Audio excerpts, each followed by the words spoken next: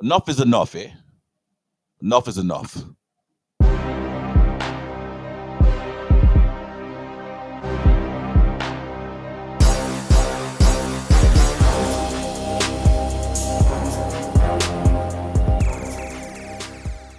Yo, yo, yo. Welcome back to Raptors Flex Plus. I am your host, Kyle.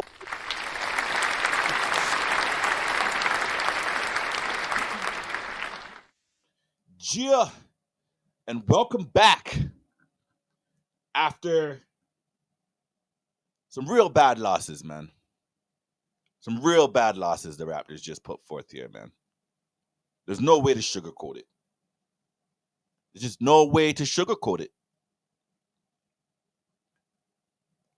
I was saying previously that this 5-game stretch that we literally just went through when we had to play Orlando, Indiana, Chicago, Cleveland, Brooklyn, this was going to be a stretch that was going to tell us a lot about who the Raptors are, right? And I think a lot of us had a good idea of who this team was.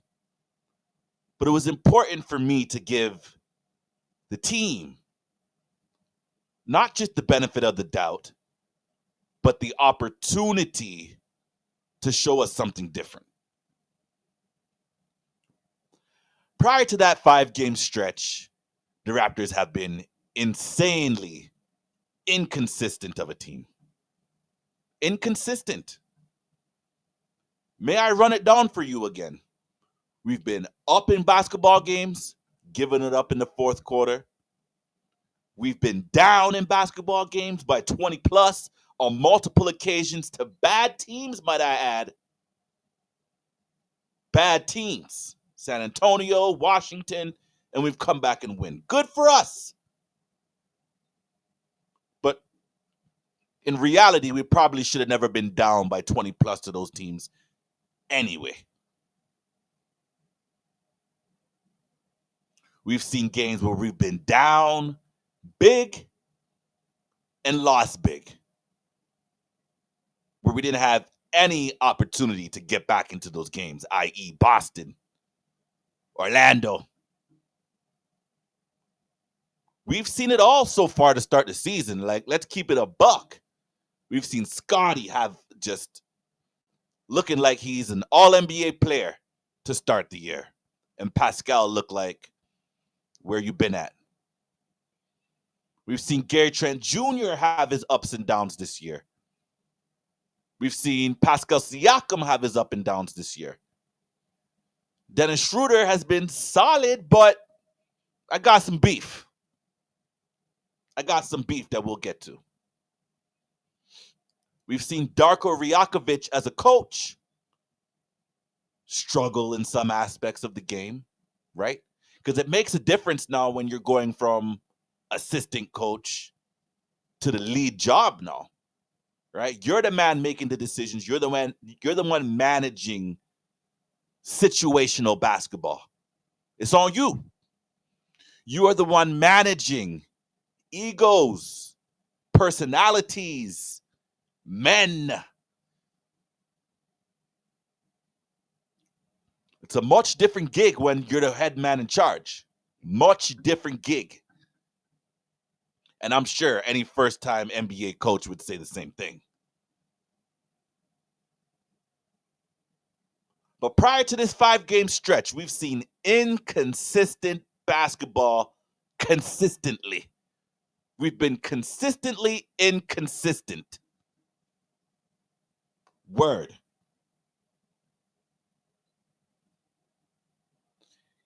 And I've been here talking about, I want to be responsible with my approach. I want to respect the man I'm on the team. I want to respect the fact that the coach is learning his players. Because training camp don't do you no favors, man. If training camp is literally a week, it's not doing you any favors. Preseason not doing you any real favors either. because it's not like you have guys just going out there playing big minutes. And you don't want that in the preseason either, right? Historically, when training camp used to be like a month long, somewhere around there, it was much longer than it is this season. I'll tell you that. And maybe it's been this way for a few seasons now. I haven't really paid attention to it until now. But at some point in the history of the NBA, like the recent history of the NBA, training camp was much longer than this week that we saw this year. So I took the opportunity to shoot the team a little bit of bail, right? Shoot them a little bit of bail because those things aren't doing you any favors. And I know that it takes time to implement a new offense.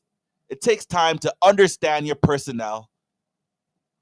It takes time to understand, like when I say personnel, I mean like from an X's and O's standpoint, right? What are the strengths of those players, weaknesses of those players on the court, right? But it also takes time to understand personalities on a team and managing those things as a coach. So I was shooting the Raptors some bail. Give them some time to gel. Because those things do not happen overnight. So I feel like I've taken the responsible approach rather than just being out here saying, let's trade this guy and trade that guy and sit this guy on the bench and so on and so forth. Now, I've had my times when I've been extremely frustrated with some players, right? Not to call mans out directly, but I thought we'd get a lot more from Jalen McDaniels.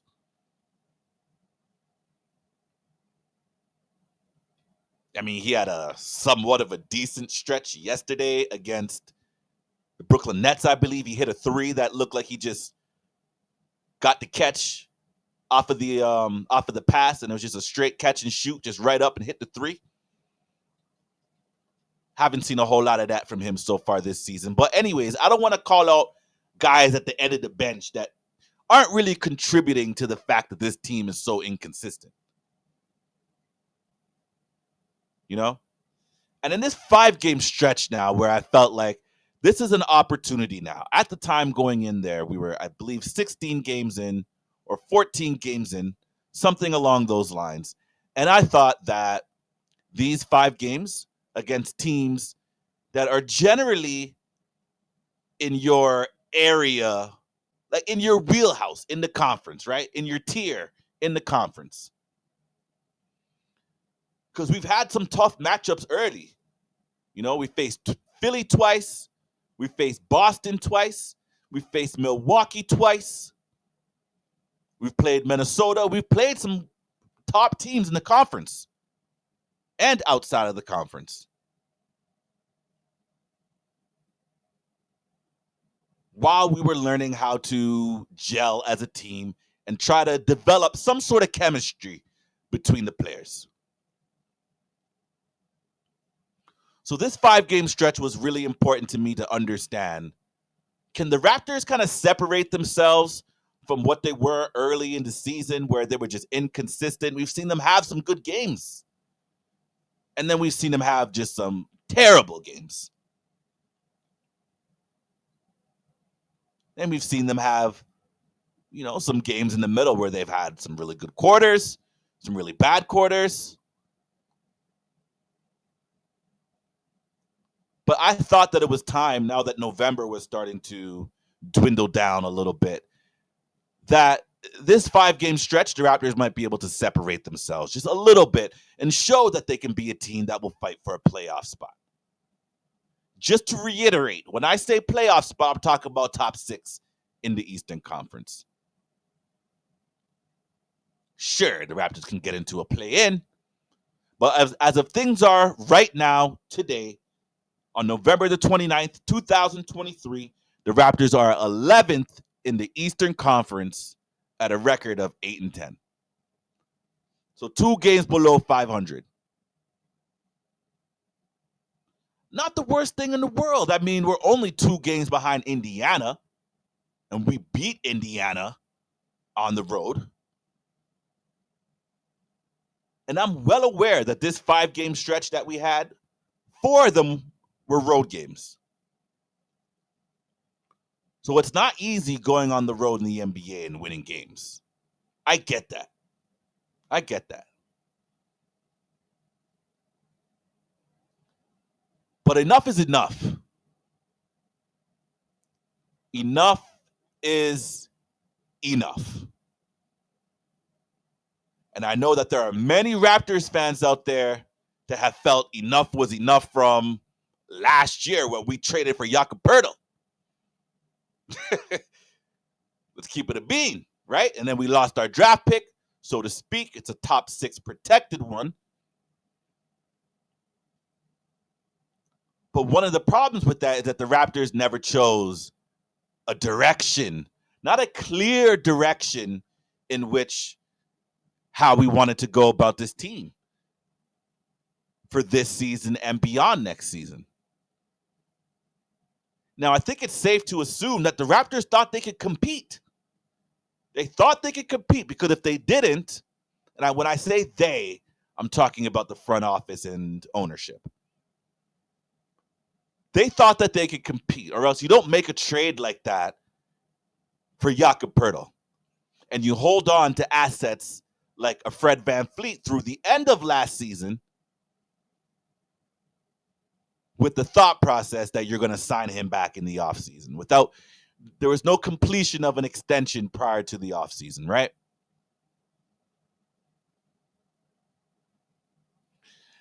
Now, I may sound like a flip-flopper here, man, because I made a video, the very last video I made, episode 26, where I kind of looked at what was the current state of the Toronto Raptors this season.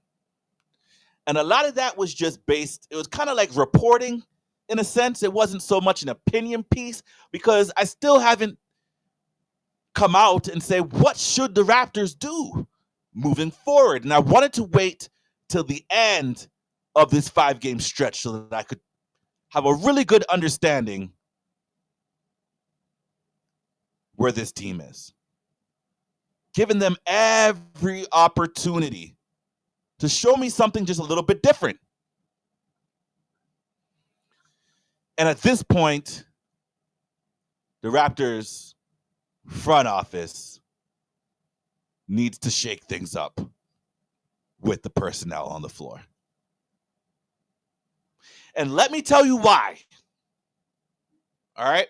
Let me tell you why. It may be a different reason that others may be thinking. I don't know. But I'm telling you where I'm coming from. Here it is.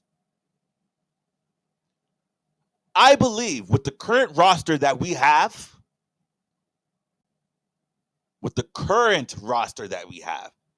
Pascal Siakam, Scotty Barnes, Jakob Poeltl, Dennis Schroeder, Gary Trent Jr., Chris Boucher, so on and so forth. OG Anunoby, so on and so forth. Okay? I believe that a veteran coach with experience being a head coach in the NBA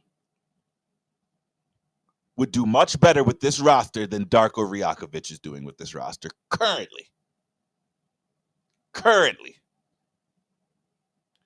And maybe it's unfair. Maybe it's totally unfair, and I'm just way out of pocket putting this on Darko Rajakovic.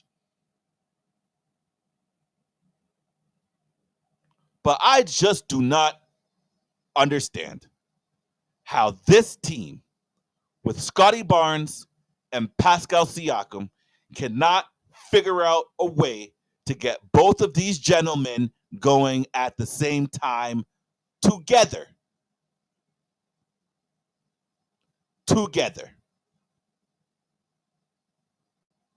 When the year started, we were promised this 0.5 offense. The ball's going to be moving. Dudes are going to get easy baskets. It's going to be a equal opportunity offense, but the ball will find the best players in the best positions to succeed. That is what we are promised as a concept. Now, obviously, there are going to be adjustments to the concept along the way, which Darko has done.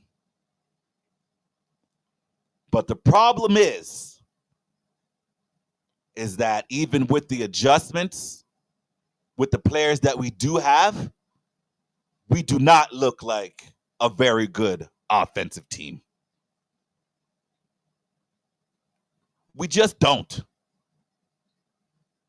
The best part about this half court offense that is, I guess, falls under the 0.5 concept is literally Jakob Pertl getting the ball in position to be successful at the rim for easy lay-ins. That is it. That is literally it in the half court if we talk about the 0.5. Now, over the past 2 weeks, coach has figured out a way to get Pascal Siakam going. And that's wonderful. But the problem is that the offense has slowed down considerably based on what we were promised from the schematics of the offense, the philosophy of the offense. Pascal's been eating in the paint. He's always done that in his career. He's not always, but once he's turned up his game and he started to be like a player that was ascending in the NBA, his back to the basket game was money. Money. Been like that. We've been talking about Pascal's spin move for the last 4 seasons now. Unstoppable.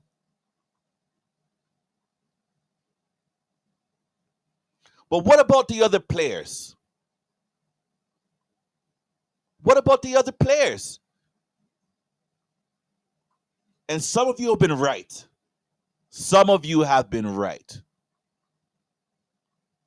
It appears that with the way that the offense is executing right now, we may be sacrificing the development of Scotty Barnes. We are sacrificing the development of Scotty Barnes.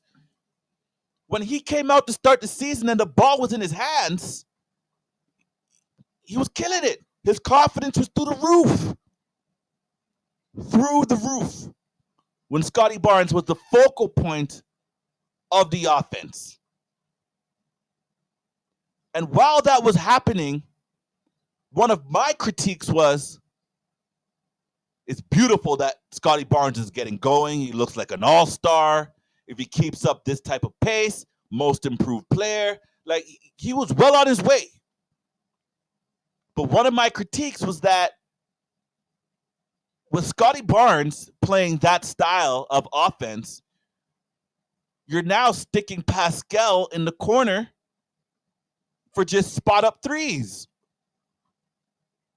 Spot-up threes with a guy that has been money mid-range, not mid-range, but in the paint, down low, back to the basket, face-up game.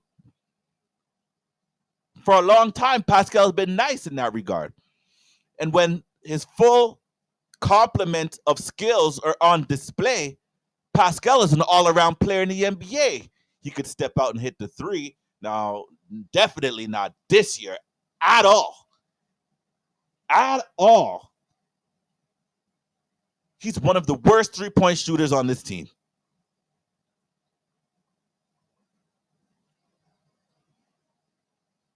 So I get why Darko was like, okay, well, let's take Pascal out the corner. Let's get him some easier buckets, find those mismatches with inferior defenders on the interior, and let's get Pascal going.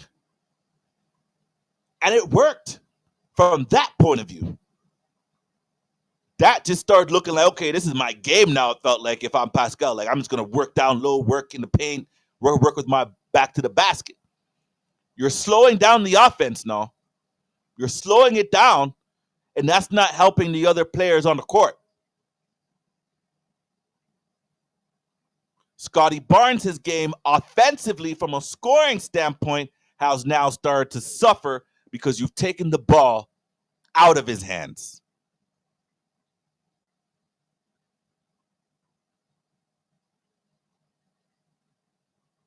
So it's not to say that I don't think these two players can work together, because we've seen certain points in some of the games where Scotty and Pascal get a little two-man game going, and it looks fantastic.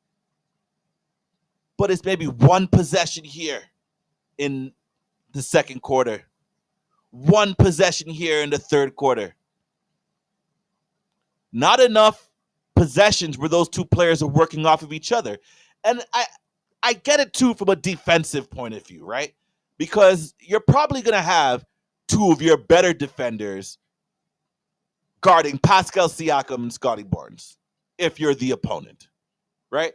So if you're working two-man game, you're not really like finding a mismatch now, because you're basically working with two of the best defenders on the other team. So I get that part.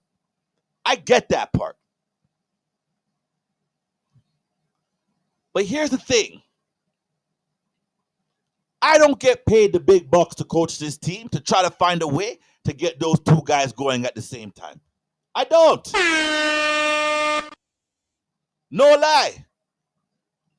That is Darko's job, not mine. Not mine. And he's done a poor job at that. I hate to come on here and say man's doing poor jobs, this, that, and the third at the end of November. I hate it, guys. I don't like it at all. But it needs to be done today, guy. It needs to be done.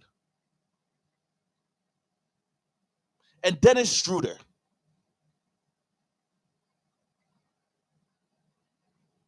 I've been saying he's probably our most consistent mid-range shooter.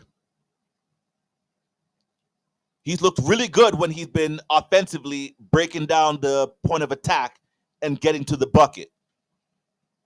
And maybe that's because we were spoiled from the years of Fred VanVleet and Kyle Lowry, where those guys had to work so hard to finish underneath the basket. And now we have a guy that's a little bit taller, a little bit more competent on the drive in terms of finishing at the hoop. That's no disrespect to Fred or Kyle, but those guys are better three-point shooters than Dennis Schroeder is. Those guys might be a little bit, at least Kyle Lowry might be a better point guard overall than both of those players when he was in his prime. The Miami version of Kyle Lowry, very important to their team, but the amount that he's getting paid, I'm not so sure about that in Miami. I don't think they're getting the best version for their investment in the dollar-wise, right? But here's my point with Dennis Schroeder. Here's my point. The last couple off seasons,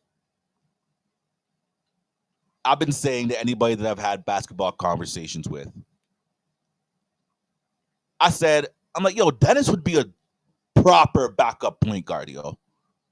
Let's go sign Dennis Schroeder as a backup point guard. No lie. That is something I've been saying for a while. And when we signed him this season,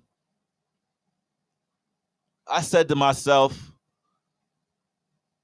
I believe that they were going to sign him as the backup. The plan was always to bring back Fred and Dennis be your backup point guard, because I don't believe that they believed in Malachi Flynn. When I say they again, I mean the front office.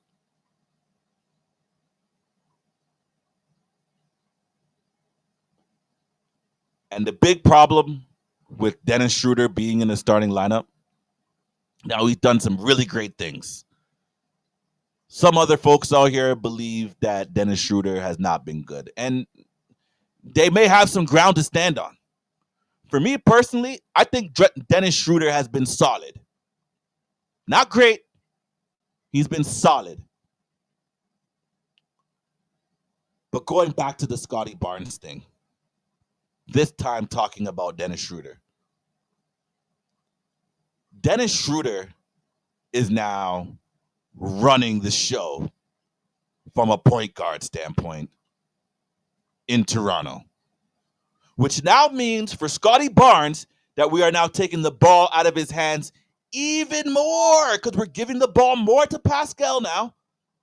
sticking Scotty in the corner, and we're having Dennis run the offense. What are we doing to Scotty Barnes, yo? Because this is why I say we need to pick a direction. And the direction is that we need to shake things up in the personnel department. We need some different players in here. I've said it. I've taken a stance now. We need some different players in here. Again, I've tried to be responsible with my approach, but I feel like we have a big enough sample size now where the data, the eye test, and the results all point to this team either being a playing team or not even being in the play-in with players like Scotty Barnes, Pascal Siakam, OG Anunoby on your team. Are you kidding me? Are you kidding me? Darko Rajakovic has not found a way to incorporate his best players together to find the best production that you can out of those guys together, collectively, together. Not Scotty running with the bench unit. Now, it's not that I have a problem with Scotty running with the bench unit. I don't mind that he tried it, but it's not really working, though, B. It's not really working.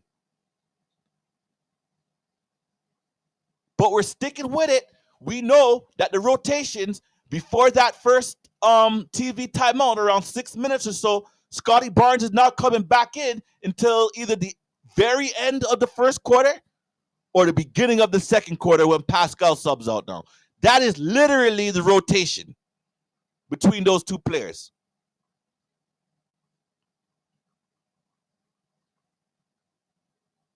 I don't like it, man. I don't like it because I don't feel like we're maximizing the potential of Scotty Barnes or Pascal Siakam. The scheme is not working. It's not working for those guys.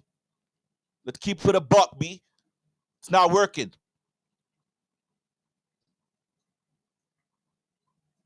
Now, how drastic do we get? Do we try to move Dennis Schroeder to the bench? Possibly. Give that ball to Scotty, let him run the show. Maybe bring Gary Trent Jr. in as a shooter that doesn't need the ball in his hands as much.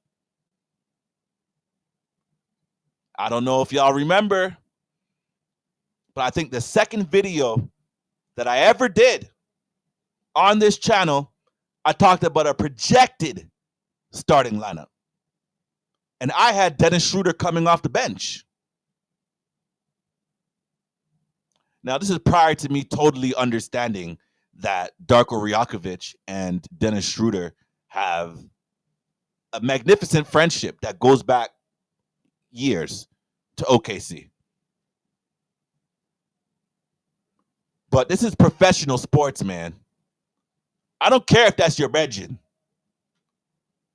You got to do what's best for the team. You got to do what's best for the team. And when we've looked at recent years, I think it was last year, I was trying to research this because I heard it somewhere. And when I was trying to research it, and I think that it holds true, there was no trades in December last year in the NBA. So generally, trades don't happen until January, February. So you telling me now that based on history, we're stuck with this personnel that's not fitting together based on whatever Darko's trying to do from an offensive standpoint? We're stuck. And I hate using the word stuck. But whatever we're doing right now is not working after a month of basketball. Now, I understand that there's still a lot more season left to go. A lot more season left to go. Season basically just started, bro. Basically just started. Maybe we just continue running this squad out and take our first round pick.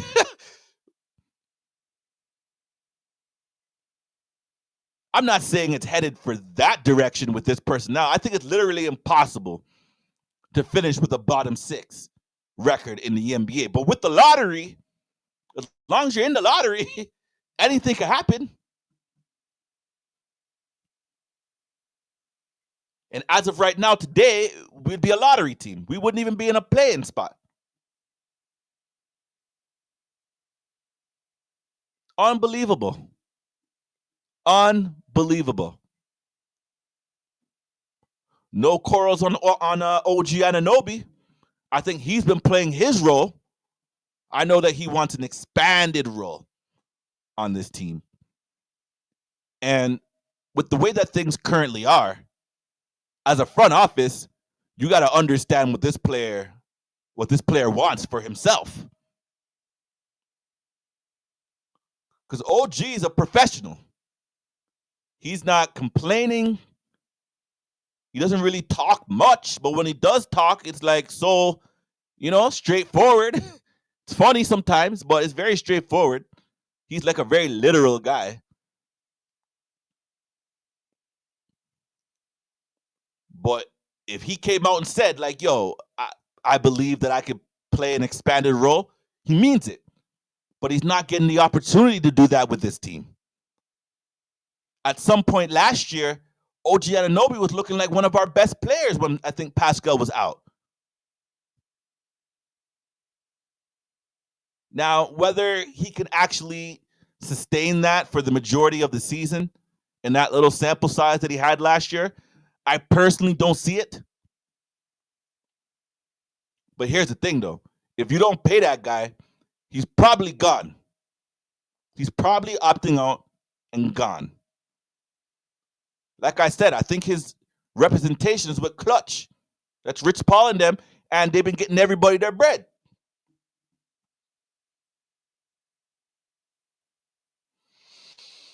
No quarrels with OG Anunoby based on the role that he's playing. All right? He's a professional. He does his job. He's one of the better defenders in the NBA. No issues there. Jakob Poeltl, you're kind of up and down. You've been good recently. I seen that after you start getting exposed, when they were pulling you out from the three-point line on the defensive end, you started to kind of figure things out a little bit, and you've made those adjustments for yourself. Fantastic. My only issue with Jakob Poeltl right now is that you cost us a first-round draft pick and 2 second-round picks. That ain't your fault. That ain't your fault at all.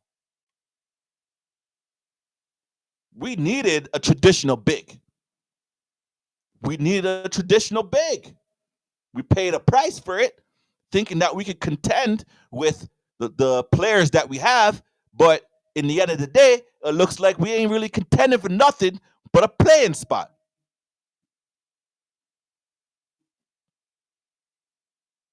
Gary Trent Jr. has started to get his act together. Okay, cool. Don't know too much what everybody else's expectation was, but mine was that he'd be a solid player off the bench, our sixth man, and he started to come along. But the free throw shooting, bro, what's going on there? It's looking real sus. Real sus. And let's not just point out Gary on that. The rest of the team looks so sus. Bruh. 29th in the league in free throw percentage. 29th. There's no way this team can shoot the free throw that bad. There's no way. It's not like we're sending Jakob Poeltl out there to shoot 10 free throws a night. Like, we don't do that. Pascal Siakam's down. Scotty Barnes is around where he used to be.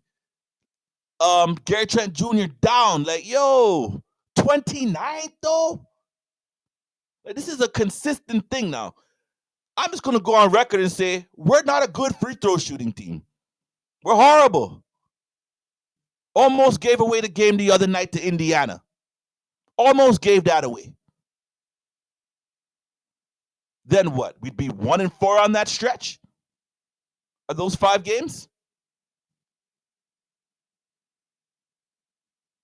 Against the Cavs, we're missing free throws. Like, come on, dog. Come on, man. This is not good. And this is where the players need to take some accountability because the coach can't shoot the free throws for you. There's nothing that a coach can draw up to say this is how you shoot a better free throw. You got to work on that. Like, sure, you can work with the shooting coaches and stuff like that, but with the head coach, you got bigger fish to fry. Yo, go work on your free throws. Go put in some extra work after practice. Go put in some extra work after games.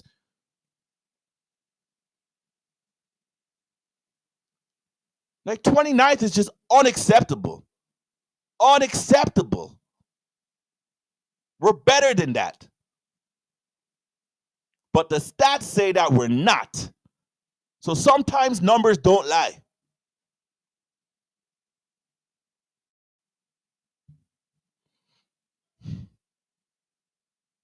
And maybe that shakeup in the starting lineup is what we need, man. Because as much as I've been on here encouraging Malachi Flynn, bigging him up when he's had a good game.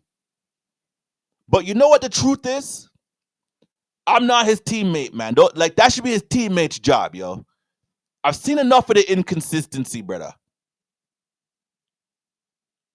At this point, like, you're hurting the team at sometimes. Like you need to run the second unit, fam. Like, consistently. And maybe that's why you need Dennis coming off the bench, yo. You want to run your 2 point guard lineup with the bench unit? Try it out for a couple minutes and see how it works. But I don't know, man. I don't know. I really don't know. Outside of getting some new personnel in here and making some trades, I'm really not sure that this personnel can figure it out on the offensive end. And I think, again, that is in part to Darko Rijakovic not understanding his players' strengths and weaknesses and building enough of a scheme and strategy around them in order to help them be successful together. Not splitting them up, moving Scotty to the corner when Pascal's working, moving Pascal to the corner when Scotty's working. Like, this is just ridiculous, man. This is just ridiculous. This is what the Raptors fans are subjected to now. Unbelievable. Unbelievable. And you would think with all that length that we have on this team that we'd be able to defend the three a little better. We're in the bottom third. We're 20th, or I think we're 19th now, based on whatever we did yesterday. But we're going into yesterday, we were the bottom third of the league defending the three. The bottom third.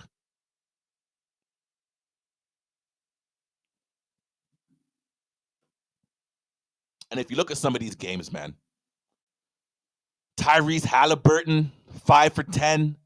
Buddy Hield, 7 for 12. Indiana just shot the lights out on us from three. Now, I get it. They're an offensive team. They're number one offensive team in the league. But we can't have them just going off so efficiently.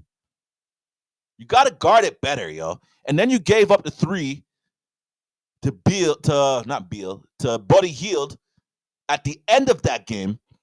Now, I know it was deep and it was a toss-up, but the way that guy was shooting the ball that game, I mean, wouldn't have been surprised. We got away by the hair on our chinny chin chin, y'all. We got away. Zach LaVine shot 4 for 8 where we busted up the Bulls. So, yeah, we went on a little 2-game winning streak there. But I said before, I'm not going to say this team turned the corner until they win like 4 or 5 in a row against good teams, or a little 6 of 7, 7 of 9, like that type of situation where you're showing consistency. No, I don't expect you with a schedule like Philly, Boston, Milwaukee, like to come out and play like defense is crazy. But this 5-game stretch that we had here, these are winnable games for a team if you're trying to be a playoff team.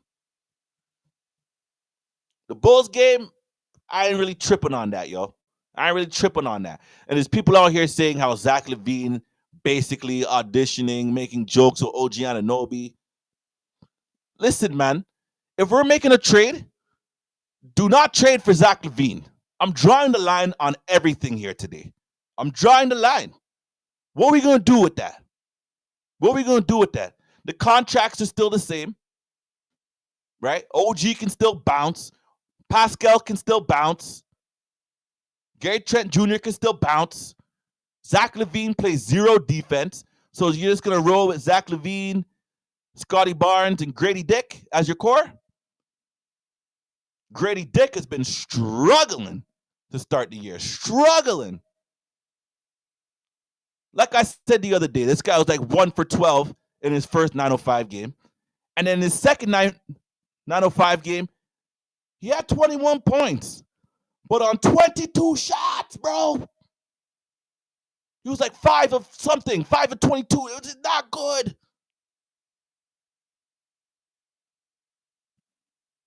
Now, I'm not going to go in on the rookie.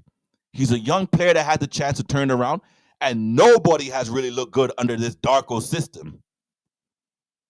So how am I going to get mad at the rookie for not looking good when really nobody has looked good for the most part?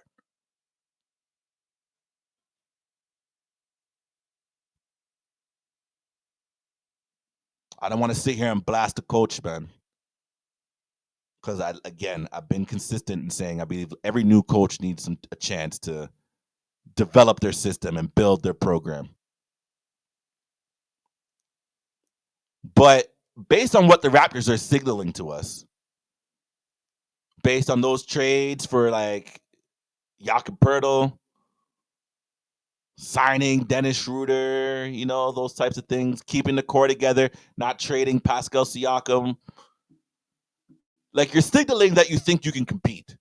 But then you bring in a coach that you're expecting to compete while developing. But you're doing it backwards, fam. You're doing it backwards. The way that it generally works is you develop young players, right? Then you start to compete with those players while still building underneath those players now, right? And then you're kind of competing and developing at the same time. You can't be competing and then thinking that you're developing at the same time. That just generally does not work. That's not the way that it worked for the Raptors. Like I said, the cupboards in the 905 are bare. Who's our prospects? Marquise Noel? Maybe. But not really. I think he needs to show me a little bit more. Like, maybe we need to bring him up. Try him out. See what's up. Because the backup point guard position right now is just crazy inconsistent. If Dennis Schroeder was my backup point guard, I would be like okay with that. I would be fine with that. But with Dennis Schroeder taking touches away from Scotty Barnes, like the other night, Gary Trent Jr. had it going late in the game, and then Dennis just came up and took a bad shot. I'm like, yo, go find Gary. Gary's been like lit. A good point guard can see when there's a player going, you try to feed that player a little bit, even if that player needs to take a heat check.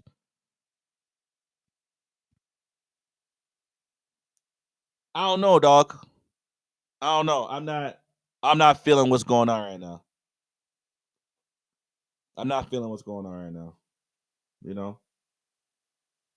Like, we are 21st in points differential. 21st. Sounds about right based on where we are in the conference. 11th in the conference. 21st in point differential. Just to be clear, that is the amount of points that you score per game minus the points that you give up per game. So we clearly give up more points than we score. We're losing. Now you have the anomaly where the Raptors last year were one of the better teams in plus differential in the Eastern Conference. I think we were about 6, and then we still ended up 41-41. So it still showed how inconsistent we were. But generally, point differential will tell you something about your team.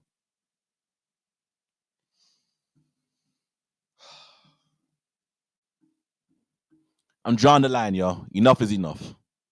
Enough is enough.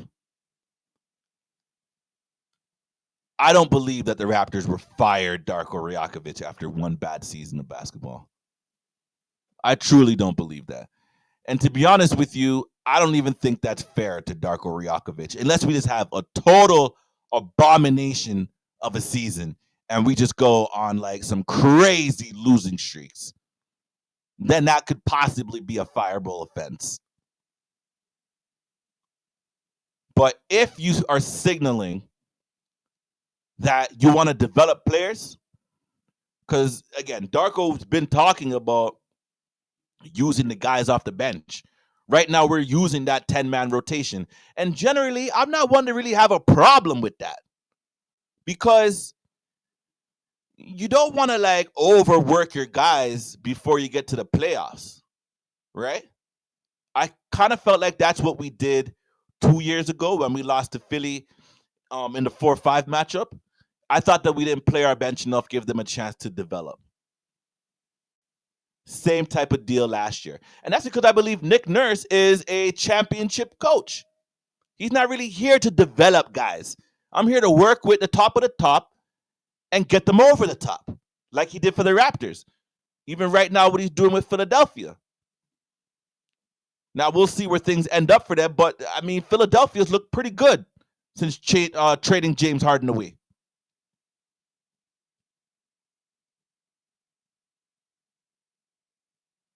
I don't know, man. If we're really moving towards this whole development thing, then at this point, we gotta unload our assets.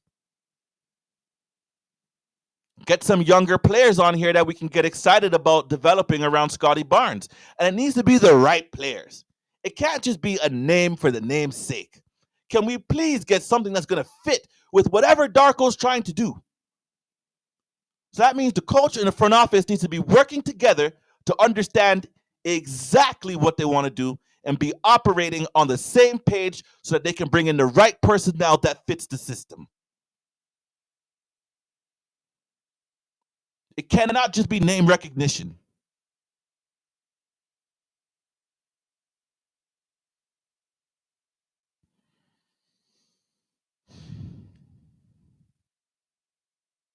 Pains me to say it, guys. Pains me to say it. And I know some of you were right. Again, I have no problem being wrong. All I was saying previously was let's give this a chance. Let's give this a chance. When you look at the roster, they should be able to compete. But the pieces are mismatched right now, and the coach doesn't know how to work with those mismatched pieces. Tell me this. If the Heat got rid of Eric Spoelstra tomorrow, and Eric Spoelstra came into Toronto and was coaching this team with this roster, you don't think we'd look a lot better than what we've looked? I think we would. Now, I know that that's a drastic thing. It's not fair to compare Darko Rajakovic, a first-time head coach in the NBA, and Eric Spoelstra, who's like a 2-3-time champion in the NBA, and he's gone to many finals, and, you know, he has a resume. He's one of the best to ever do it, in my opinion. It's not fair to compare. But here's the thing. Eric Spoelstra was once just like the video room coordinator chopping up film for the Miami Heat before he came on to be a coach. So you can find the diamonds in the rough when you develop them. But we hired from outside. What do you know about Darko where you hired from outside? That means we didn't have anybody within our system that we were developing to one day be able to come to the bench and try to be something of the future when the opportunity came knocking. We weren't prepared. We weren't prepared for this coaching search. And I think that's possibly one of the reasons why we casted such a wide net on the coaching search. Because they had no clue. No clue.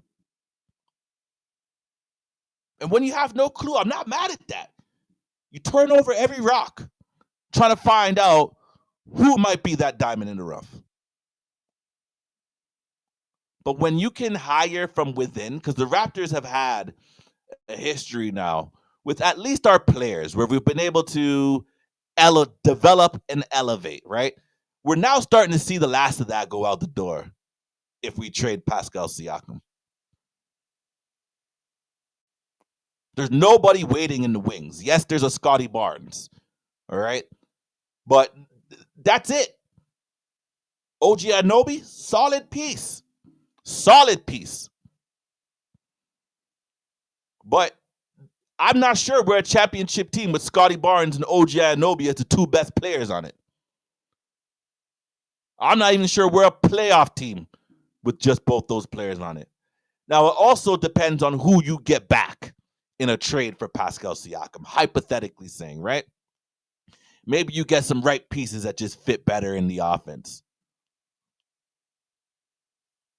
But we are not prepared for any of this. And again, like we've always been on the Masai, we trusting, and I still think we need to give them some time to figure it out. And maybe this is just a blip in the road as we travel through these choppy waters that are uncertainty in the NBA. But if you don't get things right within the next couple years, I mean, Larry Tannenbaum might be looking at y'all like, what's going on here?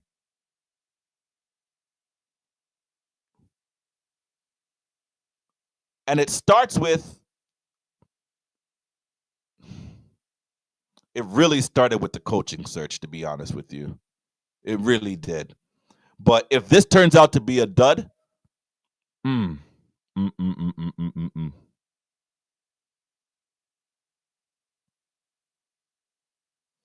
So I've drawn the line in the sand, folks. We need a personnel shakeup, man. And I think Pascal's going to be the player that's out the door. I think Pascal's going to be the player that's out the door. And it's not for any fault of his own. I just don't think that Darko knows how to use both of these players.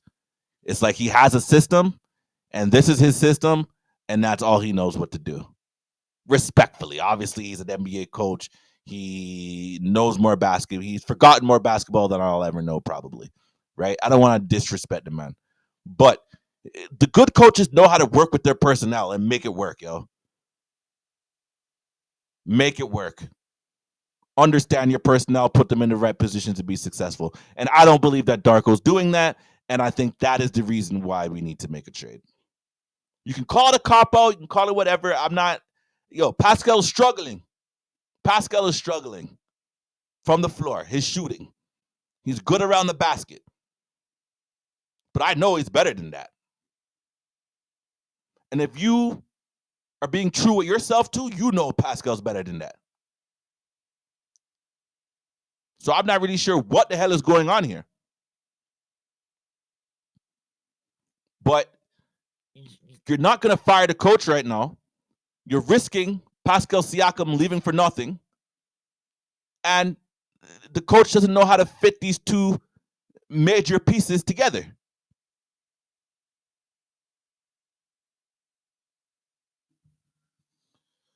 So anyways, we got the Phoenix Suns coming up.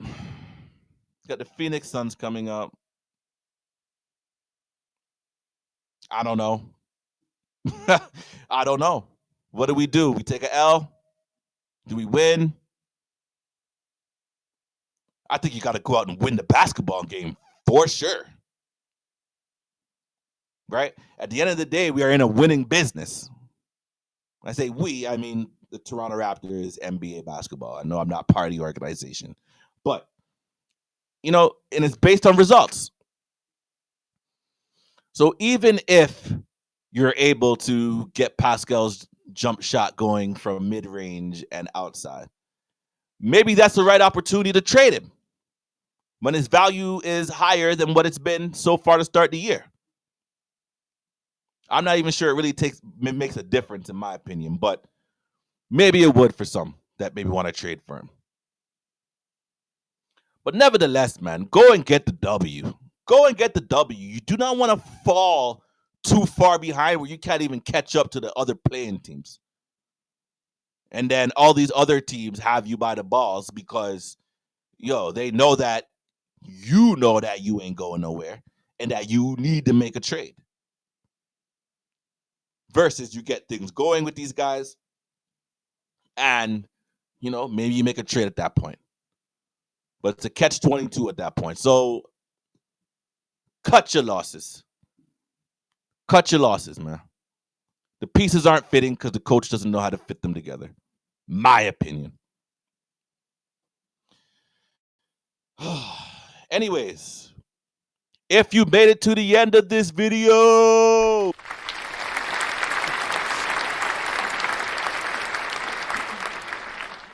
I appreciate you. I appreciate you. I appreciate you. If you're not subscribed, please sub up, like, share, comment, man. Comment. Because I've drawn the line in the sand. I've drawn the line in the sand. I've seen enough, and I don't believe that Darko Rajakovic can get these two guys going at the same time. I've been talking about this forever now, so it's not like it's a new conversation. I've just been, positive Paul here, trying to figure out if we're trying to put some faith in the coach that, yeah, you'll turn it around. But at this point, my faith is not there. Tell me what we should do, y'all. Let's discuss it, man. Put it down in the comments. And again, if YouTube's not your thing, maybe you don't got the YouTube Premium, you get the full thing on Spotify. I'm still working on getting it on other streaming platforms. I don't know what's going on with Apple. I've had to talk to Apple support a couple of times now, eh? But anyways, yeah, I think that's enough for me today, man. That's enough for me today. And yeah, Raptors, go get that W, man. So until next time, you know the flex. It's me, Guy, and I'm out.